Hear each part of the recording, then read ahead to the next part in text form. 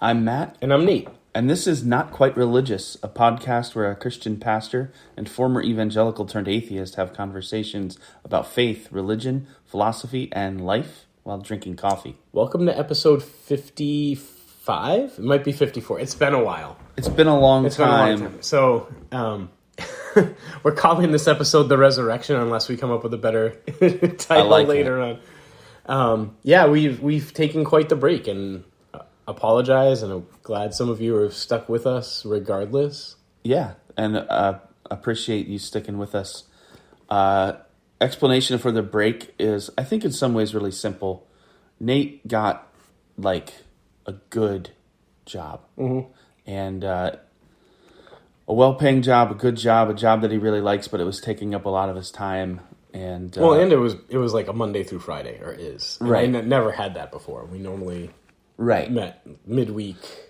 Right, me being a pastor and you kind of doing the self-employed thing, it was easy to figure out a schedule, and then all of a sudden it became impossible to figure out times to get together. Yeah. So we didn't really talk about it. We didn't say, let's go on hiatus. We just did. And then Nate, you texted me last week and you're like, hey, want to do the podcast again? And I was like, yeah, I'm totally up for it as long as we can. Yeah. As long as we can do it. So what we decided to do before the hiatus, we were posting weekly. Yeah. We're going to go to bi-weekly. Mm-hmm. I don't know if it's going to be first and third, second and fourth, or just, I'm going to post it this week, and we'll just go from there. And we'll go from there. So that way we could probably meet once, maybe twice a month, but once a month and knock out two, and that'll be just try to be consistent. We know every other week is not right. It's not how you become a podcast star, but right. So, but going forward, that's what you can be expecting is every other week, and I don't think we're doing this to be stars. I wouldn't mind being a full-time podcaster. All right. Well, I'll see what I can do. All right. To make you I also have podcast star. My son, Xander, he's like the more tech savvy. He also says his goal in life is to make as much money as possible with as little work as possible. And he has some unrealistic expectations of how that happens. Yeah. But it's not necessarily a bad goal. He's like, you should just do a cooking YouTube channel. And I'm like, I think there's more involved than me just videotaping myself cooking. He's like, no, it's fine. He's like, you post a few cat videos first and you get a following and then you do this. I'm like, I don't know. But I think all that to say, to be a professional podcaster, influencer, YouTuber, I think it takes a lot of time and effort and initial capital.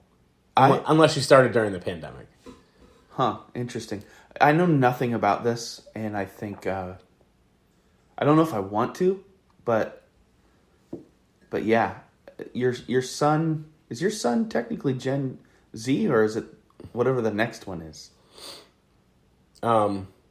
Isn't Gen? Oh, we're Gen X. No, we're Zennials.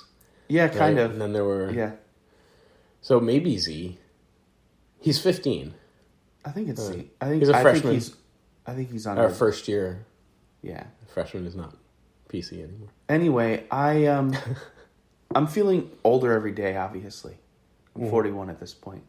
But I'm getting that stage in life where the younger I'm not the youngest. Yeah. You know what I mean? I'm not the cool kids. Yeah, you're two generations behind the cool kids. Yeah, so I don't even know what cool is. And thankfully I know that I don't know what cool is. Living in a college town, I do know. I'm like, I can't pull that off. But Gen Z, Gen Z has something boomerish about them. Just pragmatic. Huh. The thing that you were just talking about with your son. My goal is to make the most money. With the least amount of work. With the least so amount he's not of work. I need to be Bezos, but he's like, if I can make $75,000 and work 7 hours a week, right? I'll do that. Where I think Gen X and millennials thing is authenticity and a suspicion of corporatism or whatever. And I don't know. Gen Z is just super savvy with the internet. Yeah. And like understands that that's the future of the economy. Yeah. And I'm too old to wrap my mind around that. Or have you played with ChatGPT? I have not. Oh man, it's fun. Yeah. I've gotten into it, and it's funny because Xander's sort of tech savvy, like you said. We're talking, and Karis, who's my middle child, they've had some papers due because they just hit middle school, and like their 6th grade teacher, 6th grade in Belchertown is elementary school, but their 6th grade teacher sort of babied them, like more than I don't feel like they were prepared as well for middle school, and he was a good guy, but they're like, I have a paper, and they had to write, like the first paper, it was like pretty simple, but having never written a paper, they're kind of like, what do I do? And I'm like, just use ChatGPT. And Xander's like, yeah, blah, blah, blah. And Shirley's like, because Shirley hasn't really experimented with it, but she's heard about it. And she's like, can't you just get caught? Because like there are programs to find out if Chat.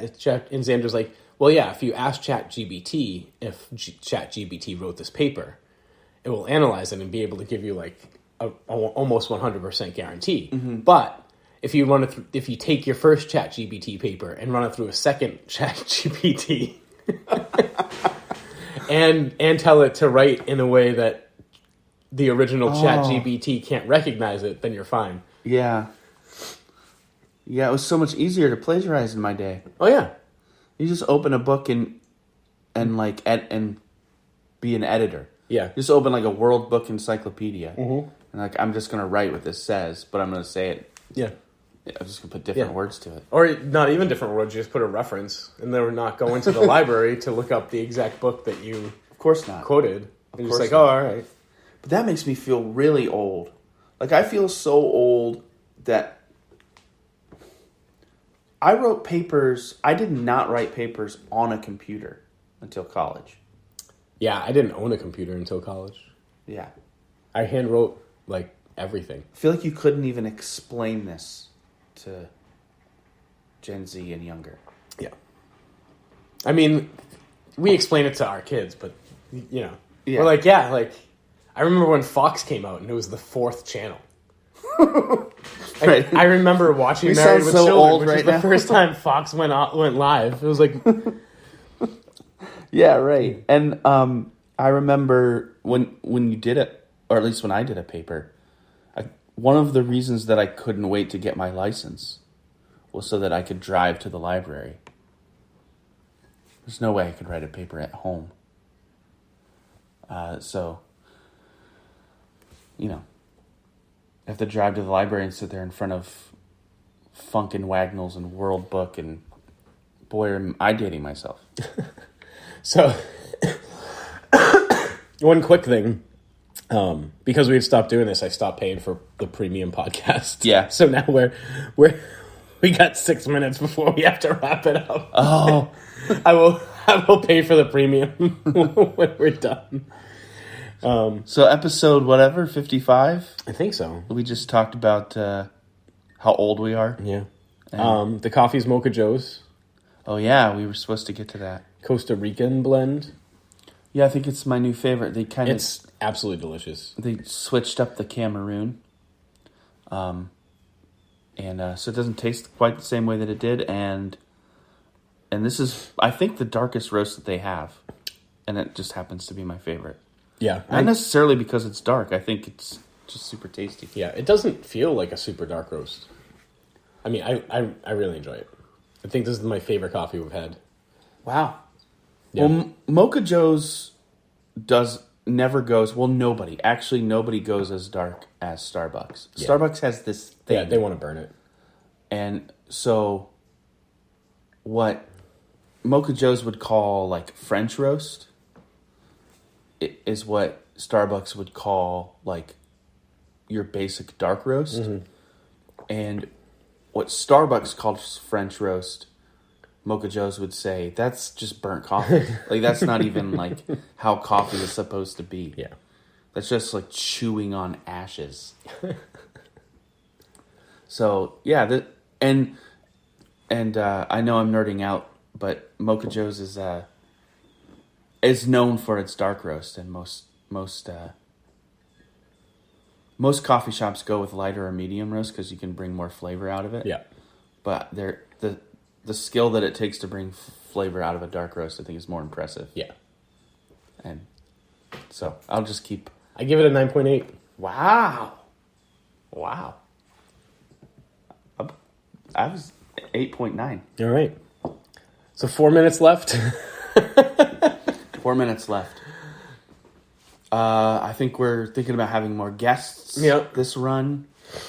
And I'm excited to see what kind of things we dive into. Since 4 months, I think, is a long time. It is a long time. For people to change, to look at the world differently.